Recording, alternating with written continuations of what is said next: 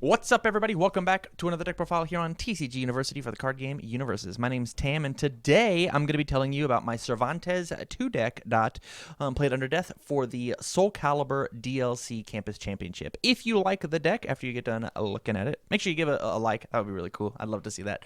But make sure you check out the matches that it was played over on the DLC Campus Championship match playlist here out on the channel. So with that, let's go ahead and get rocking into the profile. All right, so this is Cervantes 2 Dot. He's from the new DLC Soul Calibur pack. He is my favorite character from, not just Soul Calibur. He just looks so cool. He's like a zombie pirate. That's red.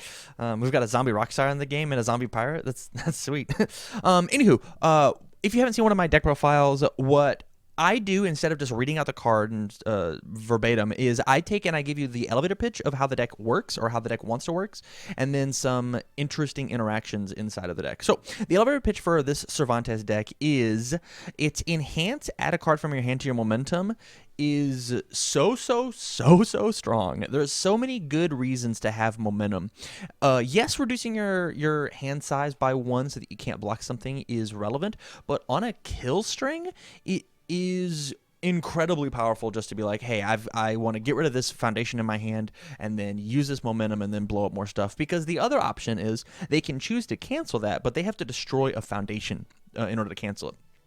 So things like Ageless and Wise and anti-destruction cards don't actually stop this effect because it is a secondary condition. The other response on him is honestly not so playable. It is good, but it's not amazing. The once per turn respond after your opponent, after a card, name a keyword, get rid of it. If it's yours, gain powerful. We only have one target in our deck that can use this ability effectively, like really well, or that I would want to use it once per turn on. But being able to stop my opponent's stun or gauge or powerful or even multiple is really strong. It's really strong.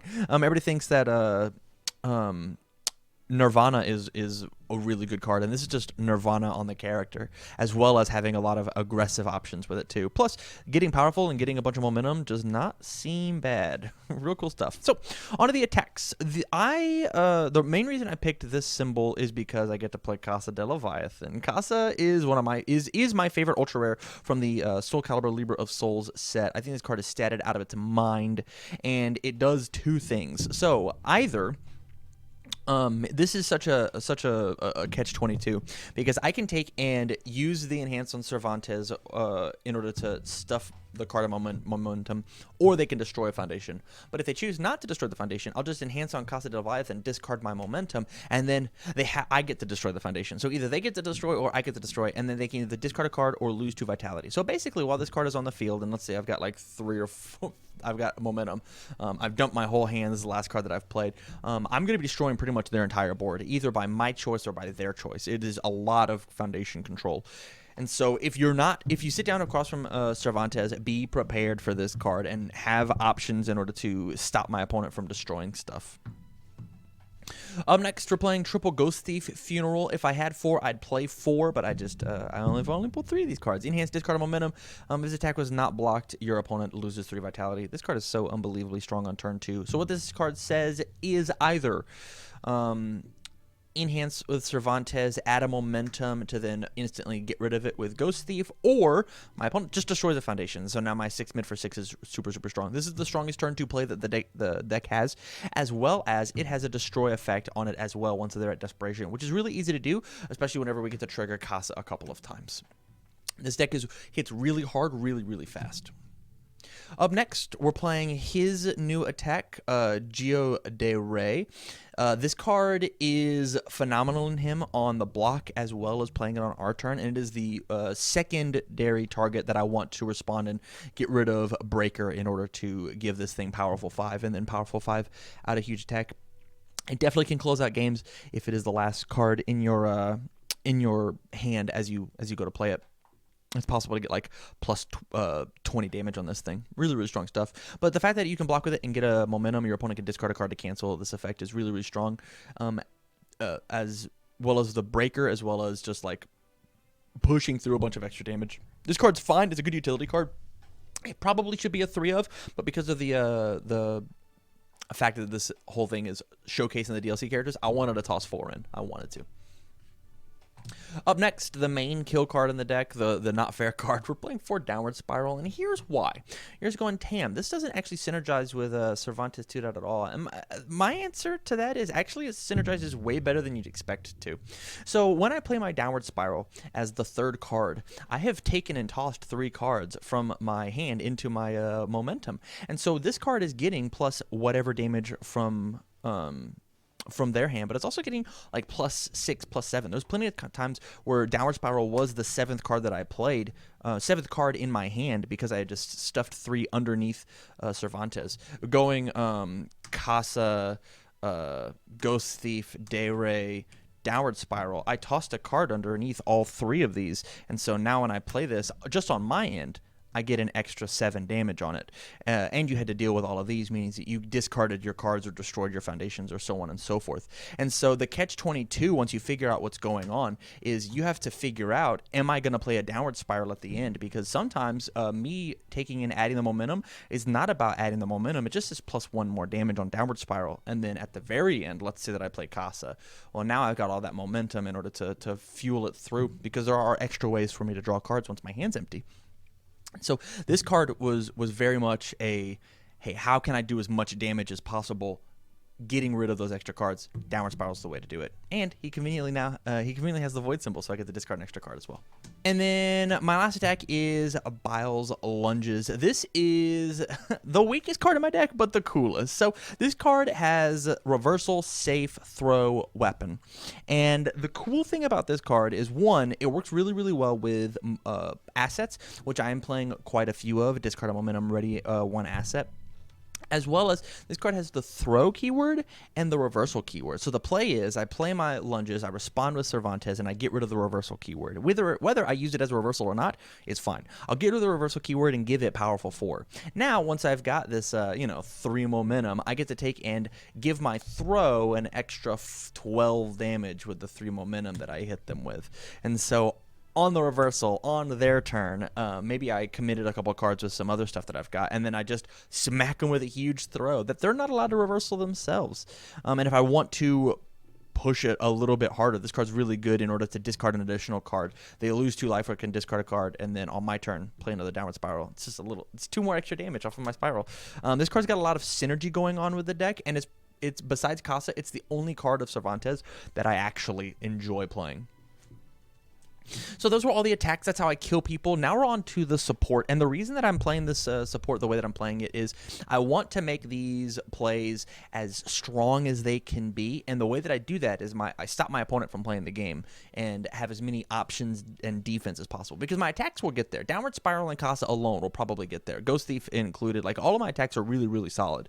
And so what I have to do is utilize my resources the best that I can with the rest of my deck in order to push these attacks and make them plus ultra, and then stop my opponent from doing stuff. So the very first card that I'm playing is Minus and Aes.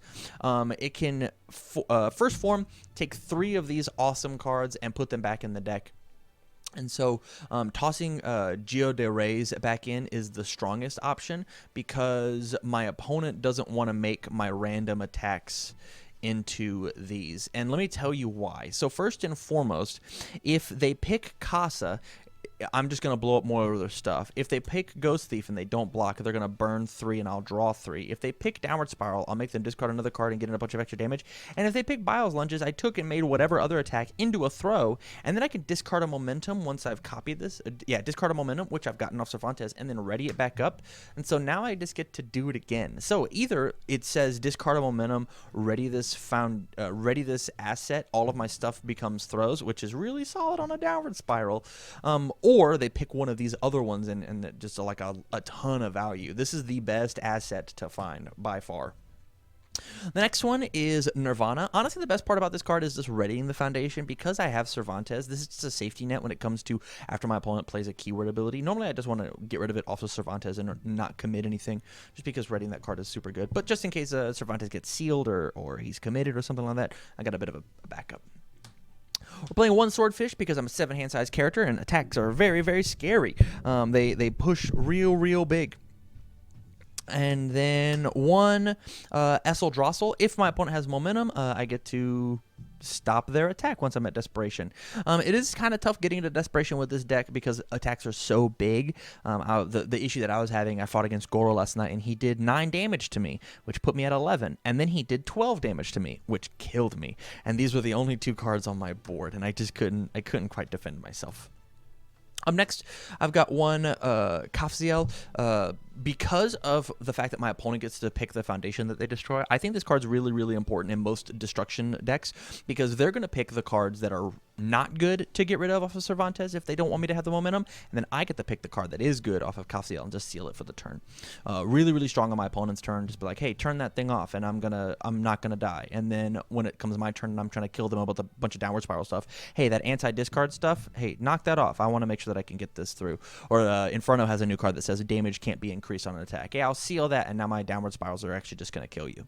Super, super good interaction.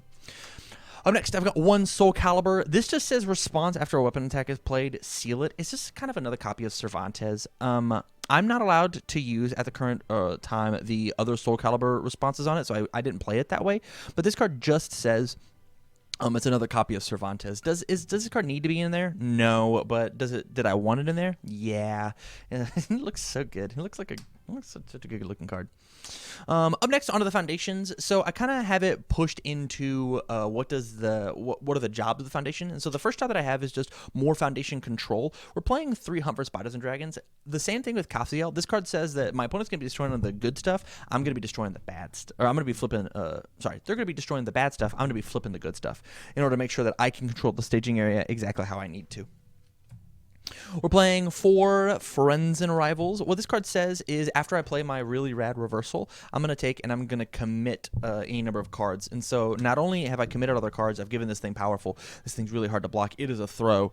I'm committing out their resources so that next turn I can push them in with a downward spiral. Every single one of my attacks in my deck have at least 2 of my keywords, or 2 of my symbols, excuse me. So every single target is a Friends and Rivals target, which is why it's at a 4 of and not like a 3 or a 2. Up next is the Please Don't Kill Me, I'm a Little Boy. I'm a little captain. And so we're playing a bunch of speed hate, like more speed hate than you normal decks would probably play. I'm playing 3 Guardian of Spirit Sword. Normally I play this card to 2 of, but we are playing a bunch of really useful assets. And so on my opponent's turn or whatever, discard a card, pick up that asset might be the thing that saves me. We're playing 3 Conquest of Terror. Flip gets -2 speed, or commit -4 or +2. Sometimes my downward spirals need to be just a little bit quicker. Sometimes, not always though. Playing 3 Know Your Objective. I put this card in here just because it off symbols the block off of Conquest of Terror, low versus high, as well as the desperation of flipping one thing that grants a damage penalty. One of the easiest ways for me to get stopped is things like not pursuing a vendetta, refusing to let go, where they'll put my downward spiral back to printed damage, and so once I'm at desperation, I'll just turn that card off. We're playing 1 super underrated Solemn's Teaching. A lot of my blocks are 3 blocks. Look at it itself, and so committing this card to make sure that I only have to commit 1 card in order to pass it, or commit this card to make its speed 3 and then commit another Know Your Objective means I auto pass something. Commit 2 to make sure that I auto block whatever I need to is just strong enough to include it at a 1 of. Would I keep it in here with all the speed hate that I have right now? Maybe, maybe not. Maybe I'd cut some other cards, but this card definitely earned its spot inside of the tournament. Up next on the Please Don't Kill Me train, we've got 4 Keiko's Aid. I want them to end their turn just as quickly as I can, which is why like one of the strongest plays I have is block, respond Keiko's Aid, flip, play the reversal, respond with Friends and Rivals, commit 2 of your cards, and try and powerful out, and so you have to block. And so this card just says essentially Breaker 2 for my next attack. Their attack is +2 difficulty, and so they have to play around this, and then I get a turn, and then my downward spirals are live again, because I can't play those as reversals. I can only play this on my turn. We're playing triple Kieran Soul because throws are unbelievably scary. I want to make sure that I don't die to throws, and I think this card's going to be super relevant with cards like Inferno being able to just throw you to death off of pretty much whatever symbol he wants to. And so Cervantes having a 20 life, this card is just super relevant. We're playing double Telekinetic Mastery. This is just, once again, Please Don't Kill Me. I minus damage, minus speed, and then dealing with the consequences appropriately. Up next, we have the I Need to Kill You cards, and so we're playing triple over the top. I want to be able to turn 2 people with Downward Spiral as much as I can, and so building 5 with Cervantes is really, really important. Or even just playing the over the top on the turn that we're going to be playing the Downward Spiral says that this card doesn't count towards progressive. It got an extra card out of my hand, which is just +1 more damage. We're playing 3, the original Mecha Ninja. This card says response my next weapon card gets, the check to play my next weapon card gets +2. There was plenty of times where I would, on my turn 1, I'm committed, they don't have anything, play OG and then play an attack. Or even like on turn 1 being able like OG play Ghost Thief. It got +2 to the check. I couldn't fail it. And then add momentum, and then they got to block it. And a 6 mid that they have to block is really, really scary. Burn them for 3. Do 9 damage on turn 1 and build this foundation. Pretty strong stuff. Playing 3 Shell of a Proud Man. Response commit after your attack's not blocked. Your opponent loses 2 vitality. Very, very strong. It just turns all of your stuff into just burn 2 more. Just commit a foundation +2 damage. We wish every card had that. We're playing 4 Voice of Reason, and the reason we're playing Voice of Reason, the reason for Voice of Reason, is when I run out of cards from my hand, because on my opponent's turn I've been taking and stuffing my whole hand underneath my character. This says once per turn, there's my cost, just once per turn. Both players discard a card, you do as much as you can, and then you draw a card, you do as much as you can. And so this card just says draw a card once I don't have a hand. Really strong whenever the last card of my deck happens to be, you know, if the top card of my deck happens to be the block that I need. Or maybe it's like it's a Downward Spiral or something, you know? You never know. Up next, we got some of the one-ofs, and I'll just explain the reasoning behind them. We're playing 1 Sing for Me. It's a really good momentum out. It's possible that this card says commit. I take a card out of my hand and put it underneath, and then I discard that momentum that I just got because they don't want to destroy a foundation, gain 2 vitality, and then draw a card. So it just turned my 1 card into a different card and gain 2. It's relevant enough. 1 New Shipmate. Just tries to extend. This says I have at least 3 more life. Being a 23 life character is way better than being a 20 life character. Playing 1 Warrior of the Lost Clan. Randomly having the 6 in there was relevant, as well as more foundation destruction, as well as switching the speed and damage of an attack. Having a Downward Spiral get 1,000 damage, and them being at 5 or less, and you just switch the speed and damage and say now that you definitely can't block it because it's a 20 low for 5 is just relevant enough to have inside the deck. Playing 1 Most Trusted Assassin is extra spam, and it said that I wanted to end their turn as much as I can. It kind of serves half the job of Keiko's Aid. And then my last one is Celestial Being. Nobody wants to lose to a Coffee Samba in 2020. And so if you have the symbols to play this, you should probably play it with 1 of. As well as, it's got an amazing discard 2 momentum. Your reversal attack, it's 3/3. And I have this really awesome reversal that's also a throw. And so being able to discard the momentum for 3/3 and then the rest of it powerful for Cervantes says that sometimes I'm just going to kill you with this thing. All right, so that was my Cervantes 2-dot deck profile for the Soul Calibur Campus Championship. If you liked this, make sure that you go out and check out the matches that we played. They'll be on a playlist here on the channel. And if you want to support the show, go out to patreon.com/TCGUniversity and subscribe out there. Get access to our Discord, where we can have a full, long debate about why Cervantes 2 is amazing. So, from all of us here at TCG University, thank you very much for watching, and stay learned.